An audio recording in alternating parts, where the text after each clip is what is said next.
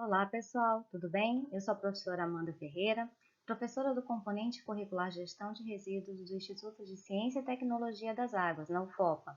Eu estou aqui para ministrar o conteúdo da aula 1, referente à evolução da problemática de resíduos sólidos. Então, onde começa a problemática com resíduos sólidos? A problemática com resíduos começa a partir do momento em que nós, seres humanos, passamos a gerar resíduos de diferentes características, composições e em maior quantidade. Enquanto humanidade, enquanto seres humanos, passamos por um processo evolutivo, onde deixamos de ser nômades para sermos agricultores, produtores e morarmos até mesmo em cidades e aglomerados urbanos até os dias atuais, onde vivemos mais de 80% da população mundial em grandes centros urbanos. Não se trata apenas de uma questão de crescimento populacional, se trata também de uma questão de mudança de formas de viver, de formas de interagir com o meio ambiente. Nós, enquanto seres humanos, ao longo da nossa história, passamos a gerar resíduos de características diferentes em função da revolução industrial, das mudanças dos meios de produção e das mudanças dos produtos. Conforme esses fatores históricos iam acontecendo, os produtos os quais iríamos utilizando e assim gerando nossos resíduos mudavam suas características físico-químicas, fazendo com que o seu potencial de degradabilidade no meio ambiente ficasse cada vez mais difícil. Assim sendo, juntamente com o crescimento populacional, a mudança do componente dos resíduos gerados e a forma que nos relacionávamos com o meio ambiente foi mudando, a quantidade de resíduo que foi se acumulando sobre o solo, sobre as superfícies e em todos os lugares foi aumentando. Então aqui nós podemos ver nessa imagem, nesse gráfico, um compilamento relacionado ao crescimento da populacional e a quantidade de pessoas, né? Nós vemos aqui que no século XIX, menos de 10%, bem menos de 10% da população vivia nas áreas urbanas, em aglomerados urbanos. A partir da década de 60, em termos mundiais, um pouco mais de 20% da população vivia em aglomerados urbanos. Aqui na década de 80, em termos mundiais, aproximadamente 40%. E em dias atuais, hoje nós temos mais de 80% da população vivendo em aglomerados urbanos, ou seja, uma grande densidade de pessoas em um pequeno espaço, gerando uma grande quantidade de resíduos sólidos de características físico-químicas variadas, cujas decomposições estão cada vez mais difíceis e levam mais tempo. Nesse sentido, a quantidade de resíduo sólido só tende a aumentar sobre a superfície do nosso planeta. No artigo de Campos 2012, o qual irei disponibilizar para vocês, nós podemos encontrar essa figura que representa, ao longo dos anos, o incremento na produção de resíduos sólidos, seja ela per capita, como podemos observar aqui pelos quadrinhos em cinza claro, quanto pela geração de resíduos sólidos total. Podemos perceber aqui que a geração de resíduos sólidos total perpassa, nos anos de 1995, 2000, a taxa de geração per capita. Isso significa que cada pessoa está gerando uma grande quantidade de resíduo. No entanto, a quantidade de geração total, não está diretamente relacionada, ela perpassa a quantidade de pessoas e o crescimento populacional, o que mostra que o movimento da economia cobra por uma geração de resíduos e que os hábitos e costumes durante esse período fizeram com que se gerassem mais resíduos. Nesse sentido, nos cabe perguntar: onde vamos colocar todos esses resíduos sólidos que estamos gerando? Qual seria o limite para o desenvolvimento? Existe um limite para o desenvolvimento do planeta, desenvolvimento econômico, desenvolvimento social e o desenvolvimento ambiental? Bom, para Odum, o pai da ecologia, a inversão das questões de qual é a população máxima para que se pode manter uma sustentabilidade, um desenvolvimento sustentável de um país ou uma região. Será que o crescimento populacional está intervindo diretamente nessa questão? É uma pergunta que eu deixo para reflexão. Odum afirma ainda: quanta terra produtiva solicitada para manancial de recursos ou como área de disposição para resíduos será necessária para sustentar uma população com seu nível atual de vida e com as tecnologias atuais? Será que nós não temos que pensar a nossa forma de vida, os nossos meios de produção? Será que se continuarmos vivendo da forma que estamos vivendo e pensando da forma que estamos pensando, nós não estamos comprometendo o futuro da nossa própria geração em função da quantidade de resíduos gerado? Essa é uma pergunta que nós podemos pensar a respeito. Existem fatores que nós devemos considerar para a sua influência na geração de resíduos sólidos. De acordo com Lima, 2014, estes são os fatores que devemos levar em consideração no que diz respeito à geração de resíduo sólido, ou seja, a quantidade de resíduo que será gerada por pessoa, por uma sociedade, em um intervalo de tempo. Dentre esses fatores, nós podemos destacar o número de habitantes em um determinado local. Quanto maior for a população, maior será a quantidade de resíduo gerada. A área relativa da população e a densidade populacional, ou seja, o número de pessoas que moram em uma determinada área. Quanto maior for a densidade populacional, maior também será a geração de resíduos sólidos. As variações sazonais. Sim, as variações sazonais também influenciam. Vamos pensar em estações do ano. Por exemplo, aqui na nossa região, qual estação do ano vocês pensam que vai gerar mais resíduo? Durante o inverno amazônico ou durante o verão? E por quê? Bom, se formos considerar que moramos em uma região turística e que durante o verão amazônico, ou seja, a época de estiagem de chuvas, nas praias da nossa região é atraída uma maior quantidade de turistas, obviamente, durante o verão amazônico, nós teremos uma maior geração de resíduos, pois terá a geração de resíduos da população local e mais da população flutuante, que passa pela cidade em tempos turísticos. Outra condição também que está ligada são as condições climáticas. As condições climáticas de um determinado local faz com que se intervenha na geração de resíduos sólidos também. Por exemplo, se você passa o dia na rua, qual o período do ano que você sente mais sede? Durante o inverno amazônico ou durante o verão? Pensemos. Será que durante o verão eu vou sentir mais sede e estando fora de casa, sem estar preparado, eu vou consumir mais água e nesse sentido gerar mais garrafas plásticas? São perguntas que eu faço para que vocês reflitam de que forma as condições climáticas podem intervir na geração de resíduos sólidos. Muitos são os exemplos. Reflitam e cheguem a uma conclusão. Podemos debater isso na nossa aula síncrona. Hábitos e costumes de uma população. De acordo com os hábitos e costumes de uma população, mais ou menos resíduos podem ser gerados. O que vocês acham? Os hábitos e costumes podem influenciar? De que forma? Vamos pensar sobre isso para debater também na nossa aula. O nível educacional. Isso é uma questão um pouco relativa. Não podemos levar em consideração que pessoas que estudaram mais vão gerar menos resíduo, uma vez que os hábitos e costumes de uma população podem influenciar também. Mas, enfim, é um dos fatores que temos que levar em consideração. Vocês já pararam para pensar em quantos estudos legais poderíamos fazer a partir desses fatores de geração de resíduos sólidos e a quantidade de resíduos gerada pelas pessoas? Olha aí, quem sabe é um tema de pesquisa para alguém.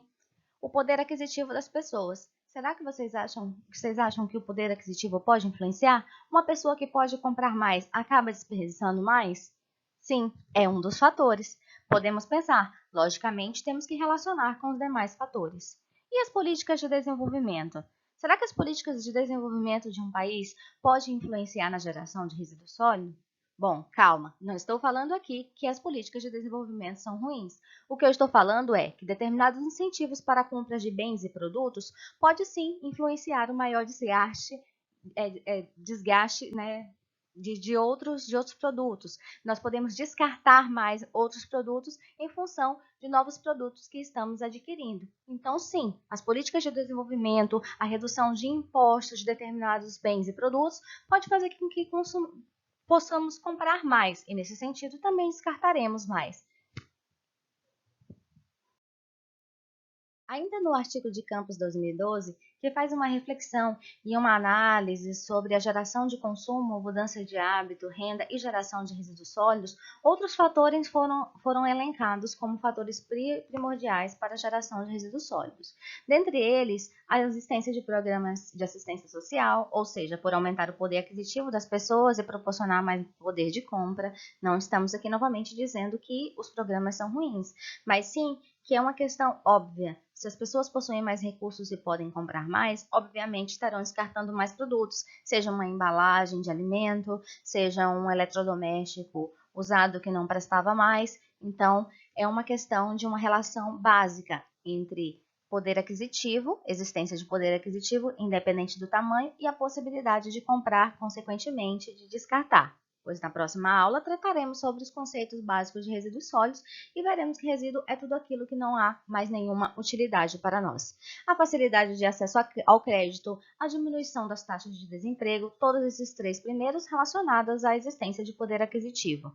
A entrada da mulher no mercado de trabalho, porque a mulher passa a ter uma renda própria, portanto, passa a comprar o que é mais da sua necessidade, né? Redução dos habitantes por domicílio, mudanças de hábitos culturais, evolução dos consumos de bens duráveis e a ação formal e informal de catadores também influencia, não apenas na geração, nesse último caso, mas no gerenciamento como um todo, porque se essas pessoas passam a atuar diretamente dentro da cadeia do resíduo sólido, eles diminuem a quantidade de resíduo que é descartado e que vira rejeito e passa a aumentar a quantidade de resíduo aproveitado e reciclado. Neste sentido, nos cabe perguntar, mas como está a situação atual da geração e gerenciamento de resíduos sólidos do Brasil? Primeiro é importante separar geração de gerenciamento, ok? Geração é todo o resíduo que é gerado, é tudo aquilo que sai dos nossos domicílios. Gerenciamento é todo o processo que acontece após a geração. Se ele é coletado, se ele é segregado, se ele é reciclado, se ele é tratado e como é sua disposição final, entre outros parâmetros que precisam ser melhor detalhados dentro do processo de gerenciamento. Então, aqui nós temos informações da Política Nacional de Resíduos Sólidos, do Plano Nacional de Resíduos Sólidos e da ABRELP de 2012. Sim, infelizmente essas informações estão defasadas, mas é a informação que temos sobre a composição gravimétrica de resíduos sólidos. O que viria a ser a composição gravimétrica de resíduos sólidos? É a proporção que determinado resíduo ocupa dentro de uma totalidade, ou seja, a porcentagem de cada tipo de resíduo. Aqui nós temos três tipos de resíduos que estão separados entre matéria orgânica, resíduos recicláveis e outros resíduos. Para o Brasil, aproximadamente 51%, 51,4%, né, é de resíduo orgânico. Significa que, dentro dos nossos domicílios, os domicílios brasileiros, em termos gerais, a cada 1 quilo de resíduo gerado, meio quilo é matéria orgânica, é casca de alimento, é resto de comida. São materiais que estão sendo descartados e que têm característica orgânica de fácil decomposição. 31,9% são resíduos recicláveis, ou seja, resíduos que podem ser utilizados novamente, pode ser reinserido na cadeia de produção e assim não será descartado. E apenas 16,7% são outros resíduos que não possuem nenhum potencial de reciclabilidade. Então, se formos considerar assim, de todo o nosso resíduo, apenas 16,7% deveria ir de fato para o lixo, ou seja, para a disposição final ambientalmente adequada, que são os rejeitos. Toda essa outra proporção de resíduos recicláveis e resíduos orgânicos estão passíveis de aproveitamento, reciclagem, reutilização, ok? Bom, detalhando mais aqui a questão da composição gravimétrica de resíduos sólidos no Brasil, nós temos aqui a composição de resíduo reciclável, a composição de matéria orgânica, como já falei para vocês, 16,7 outros resíduos. E aqui a quantidade em tonelada por dia. Vamos nos manter nessa coluna de participação, ou seja, de proporção em porcentagem. Nós temos aqui, dentro do material reciclável, 2,9% de metais, 2,3% de aço, 0,6% de alumínio, papel, papelão e caixas Tetra Pak, que são aquelas caixinhas de leite, caixas de suco, né? 13,1%, plástico total 13,5%, sendo que 8,9% é plástico filme e plástico rígido 4,6%.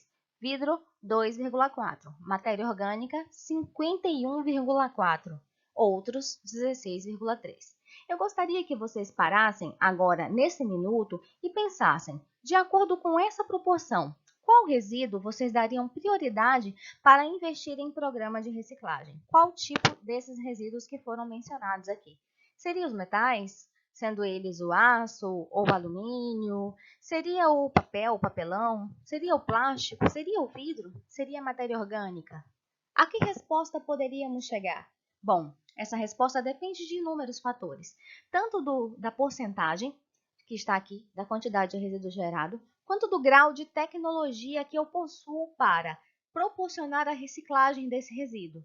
Um outro fator é o tamanho do impacto ambiental que esse resíduo pode trazer. Por exemplo, 51,4% de matéria orgânica é uma grande quantidade de resíduo que pode ser tratado com baixo nível tecnológico, por exemplo, as composteiras domésticas ou composteiras industriais, certo? Para esses outros resíduos, há necessidade de indústrias instaladas e de mercado consumidor local, o que deixa um pouco mais difícil. Eu não estou dizendo aqui que é impossível tratar os outros resíduos. Não, não é isso. O que eu estou dizendo é que quando vocês forem pensar em processos de reciclagem e de tratamento, vocês devem pensar nos prós e contras de cada um. Qual é a cadeia logística e o nível tecnológico que cada resíduo vai necessitar. Seguindo a caracterização de resíduos sólidos no Brasil, trazemos aqui informações da Abrelp em seu panorama de 2020. Bom, faz mais de 10 anos, em agosto de 2020, fez 10 anos que foi promulgada a Lei 12.305, que é a Política Nacional de Resíduos Sólidos do Brasil, que trouxe como principal objetivo mudar toda a questão do gerenciamento da gestão de resíduos sólidos no país. Nos cabe perguntar quais foram os avanços dos últimos 10 anos. Esse panorama de 2020 tem como objetivo discutir quais foram os avanços. Então, para uma informação inicial, dentro de uma década, no ano de 2010 a 2019, a geração de resíduos sólidos no Brasil registrou considerável incremento. Então, nós podemos ver aqui que em 2010, nós tínhamos uma geração de 66 milhões de toneladas por ano, enquanto a geração per capita era de 348 kg por habitante por ano. Já em 2019, essa produção de resíduos sólidos passou para 79 milhões de toneladas por ano e, em termos per capita, ou seja, por pessoa, passou para 379 kg. Isso que significa o quê? Que a geração de resíduos sólidos no Brasil não só cresceu em termos totais, mas também em termos per capita. Quando trazemos esse panorama para uma situação regional de cada região do nosso país, e aqui podemos entender por esses gráficos como azul sendo a região norte, laranja nordeste, cinza centro-oeste, laranja sudeste e azul sul. Nós vamos observar que esses incrementos também aconteceram nos últimos 10 anos dentro das regiões e também per capita. Vamos dar uma olhada aqui para os dados da região norte, que são da nossa região. Nos anos de 2010, gerávamos 4.406.280 toneladas de resíduos sólidos em toda a região por ano, certo? Aqui em 2019, geramos quase 6 milhões de toneladas. Na sua geração per capita, nós gerávamos 286,9 e, atualmente, em 2019, geramos 322,7 kg por habitante por pessoa.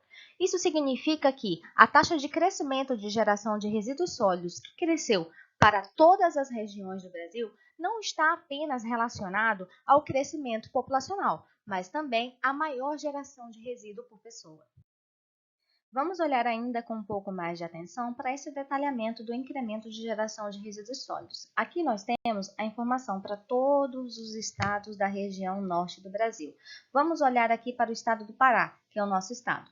Em 2010, gerávamos 2 milhões de toneladas de resíduo por ano. Hoje, geramos acima de 2 milhões, com 2 milhões e 600 mil. Então, nós tivemos um incremento aí de aproximadamente 500 mil quilos de resíduos gerados por ano nos últimos 9 anos. Isso mostra um crescimento que pode estar relacionado tanto ao crescimento populacional quanto ao desenvolvimento econômico do Estado. Aqui nós temos dados também do relatório anual da Abrelp, comparando os últimos 10 anos, da quantidade coletada de resíduos sólidos. Para o ano de 2010 e 2019, a coleta total em tonelada por ano teve um incremento de 58 milhões de toneladas para 72 milhões de toneladas. No que diz respeito à coleta per capita, ou seja, por pessoa, nós tivemos também um incremento de 307 quilos para 348 quilos, o que pode simbolizar um aumento na coleta, mas também um aumento na geração.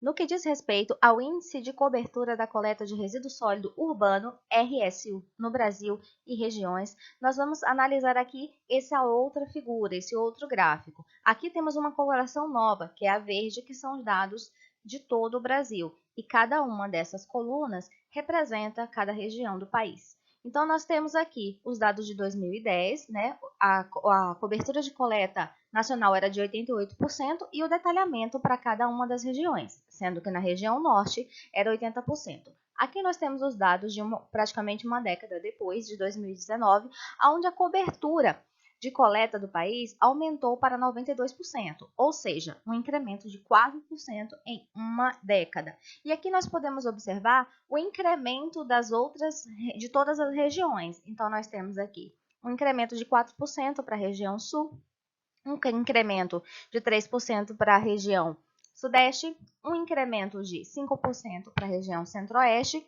um incremento de 6% para a região nordeste e um incremento de apenas 1% para a região norte.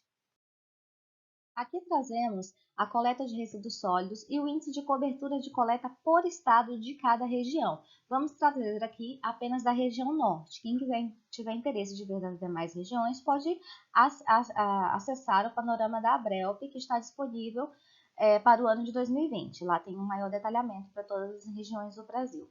Vamos olhar aqui especialmente para o estado do Pará, que coletava em 2010 uma quantidade de 1.653.000 toneladas de resíduo. Mais algum detalhezinho aqui, ou seja, 78,4%.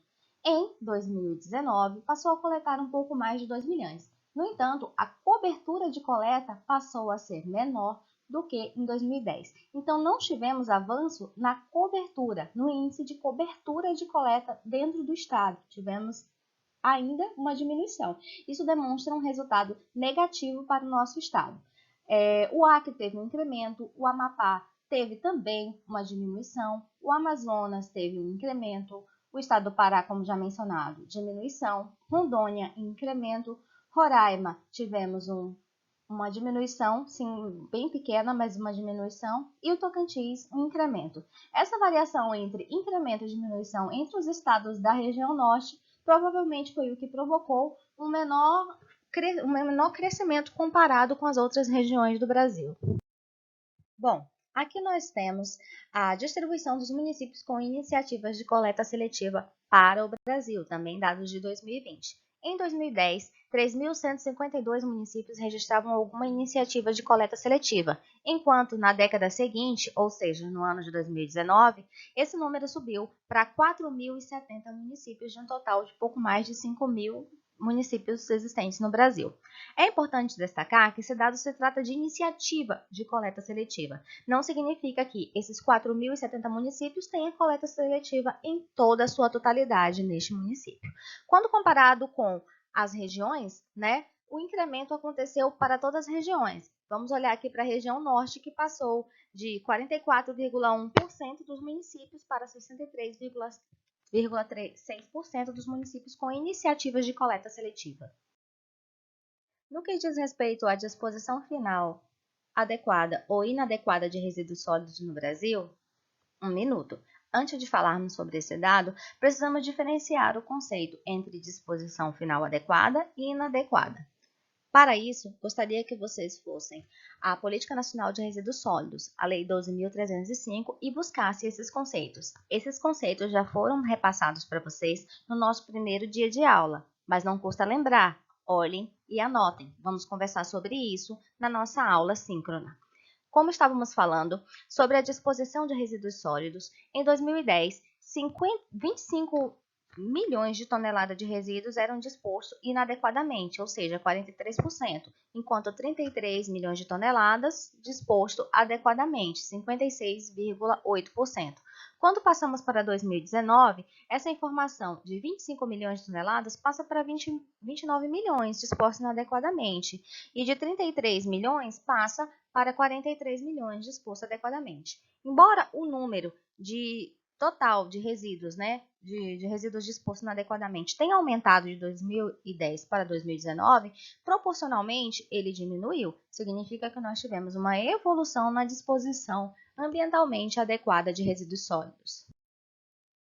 Levando em consideração a disposição final de resíduos sólidos urbanos por região e por tipo de destinação final, seja ela adequada ou inadequada, vocês já devem ter feito a pesquisa dos conceitos, imagino. Então, aqui vocês já vão saber o que é uma destinação ambientalmente adequada e inadequada. Qual seria dessas três colunas? Aterro sanitário, aterro controlado ou lixão?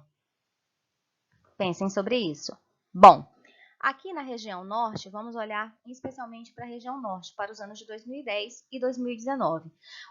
A quantidade de resíduo disposto em aterro sanitário passava um pouco mais de 1 milhão de toneladas de resíduos por ano.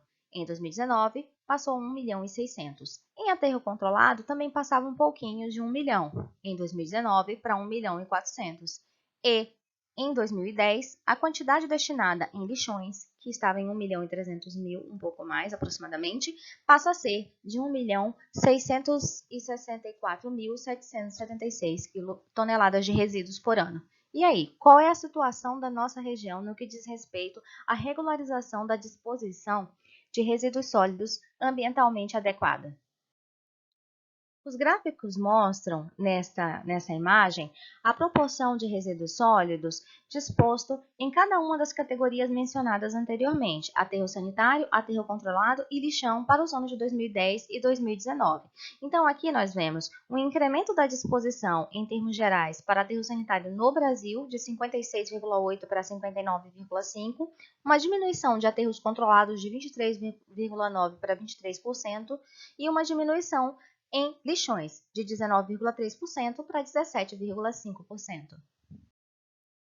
No que diz respeito à disposição final de resíduos sólidos urbanos nas regiões por tipo de destinação, vamos olhar com atenção aqui para a nossa região, região norte. Então, do ano de 2010 para o ano de 2019, tivemos um incremento de 33% disposto em aterro sanitário para 35%. Um incremento de resíduos dispostos em aterro controlado de 28,8% para 28,9% e também aqui temos uma diminuição da disposição de resíduos sólidos em lixões de 38,24% para 34,9%. Trazemos aqui a proporção de recursos e a quantidade de recursos aplicados na gestão de resíduos sólidos urbanos para o ano de 2010 e 2019. Então, no ano de 2010, os investimentos anuais eram de 17 milhões de reais, enquanto no ano de 2019 os investimentos passaram para 25 milhões. Levando em consideração esse investimento por habitante por ano, ele passou de R$ 92,00 para R$ 121,00. Então, também consideramos aqui um incremento nos investimentos de recursos aplicados para a gestão de resíduos sólidos. Ainda sobre os recursos aplicados por região, vamos olhar aqui com atenção para a região norte, que é a nossa região. Nós tivemos um incremento de quantidade de recurso aplicada de 1.291.000 para o ano de 2010 para 1.780.000 para o ano de 2019. O investimento per capita por habitante por ano também cresceu de R$ 84,00 para R$ 97,00. Bom, agora no que diz respeito aos resíduos de construção civil e demolição, nós temos aqui os dados de coleta de resíduo para 2010 e 2019, sendo ela total ou per capita. Para tanto de forma total como per capita, observamos um incremento que se dá tanto à maior eficiência da coleta, como também a um incremento deste segmento que pode ter acontecido nos últimos anos.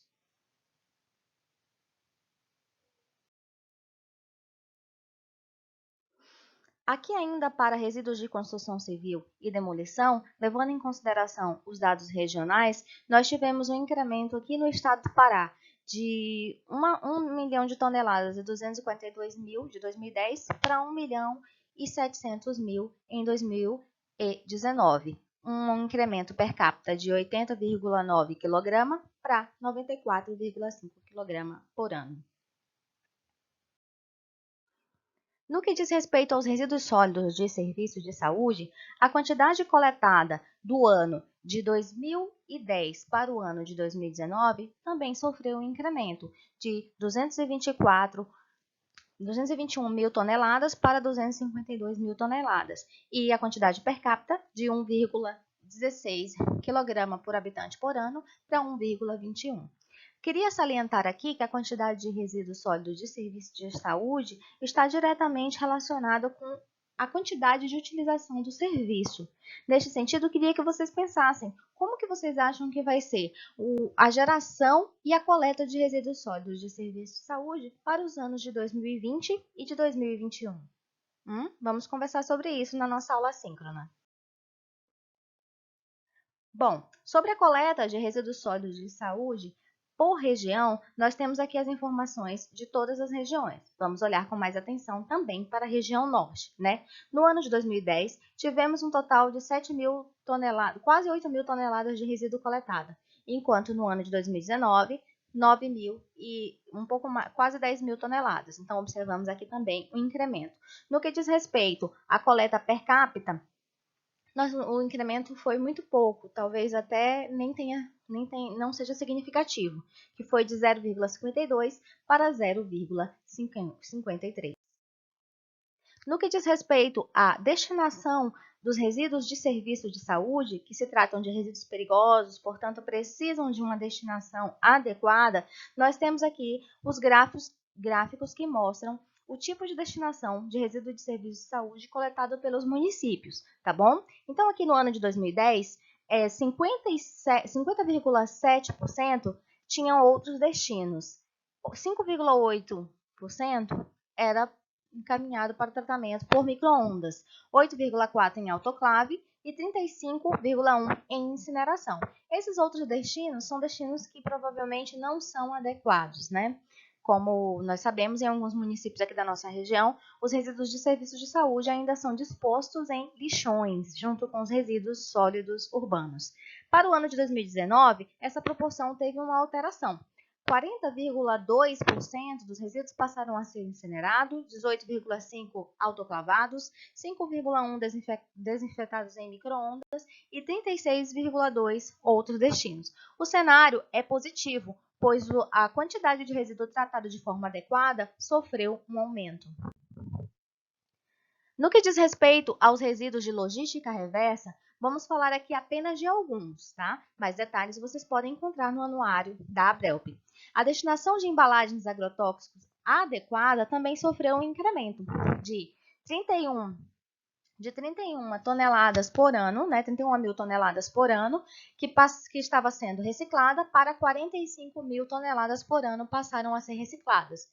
De 2 mil toneladas por ano para incineração, o incremento foi para 2.600, de 2.400 para 2.600. Então, não foi um grande incremento. O que a gente tem que considerar aqui é que, para a embalagem de agrotóxico, o destino mais adequado seria mesmo a reciclagem, reutilizar essa embalagem novamente para embalar agrotóxico, porque a embalagem de agrotóxico é um resíduo perigoso e não pode ser utilizada para outra finalidade. Então, a reciclagem desse resíduo se dá para reembalar esse resíduo, ok? Quanto à destinação de embalagens de óleo lubrificante, nós temos aqui o incremento tanto da quantidade recebida quanto da quantidade reciclada.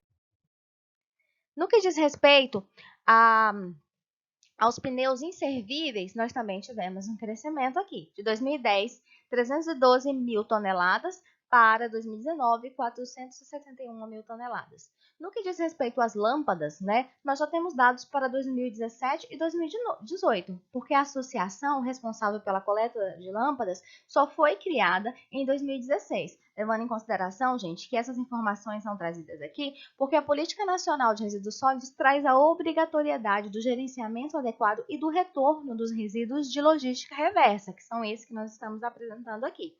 Existem outros resíduos também, como, por exemplo, embalagens de medicamento, e vocês podem encontrar mais informações no anuário da Abrelp, que eu vou disponibilizar para vocês. Para o ano de 2017, nós tivemos um total de 296 mil lâmpadas coletadas. Já para o ano de 2018, esse número subiu para 2.464. Então, tivemos um incremento muito positivo. No que diz respeito a resíduos recicláveis, Vocês podem observar esses dados aqui do Anuário da Abrelp de 2019, que traz uma evolução do ano de 2012 a 2017 sobre a geração de resíduos recicláveis e a recuperação, ou seja, o reaproveitamento, a reciclagem destes mesmos resíduos.